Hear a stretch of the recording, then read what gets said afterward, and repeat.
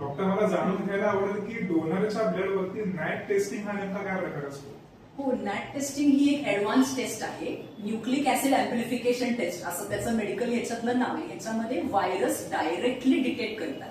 म्हणजे जसं आपण कोविडमध्ये सगळ्यांनी अनुभवलं, अँटीबॉडी टेस्ट असायची आणि एक पीसीआर टेस्ट असायची. तर PCR was much better than antibody test, हे आपल्याला तेव्हा लक्षात आलं होतं. तसंच याच्यामध्ये आहे की ब्लडमधून जाणारे जे आजार असतात, म्हणजे डोनरच्या रक्तात जर एखादा आजार असेल तो पेशंटच्या शरीरामध्ये जाऊ शकतो through his blood.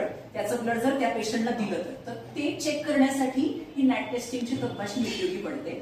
Antibody based जर तपासणी केली तर ती अँटीबॉडी डोनरच्या शरीरात तयार होईपर्यंतचा जो काळ असतो त्याला विंडो पिरियड म्हणतात.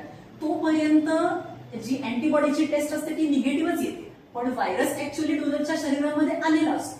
त्यामुळे या काळामध्ये जर डोनेशन केलं आणि फक्त अँटीबॉडी टेस्टनी तपासणी केली तर टेस्ट निगेटिव्ह येते, पण ब्लड इन्फेक्टिव्ह असू शकतं.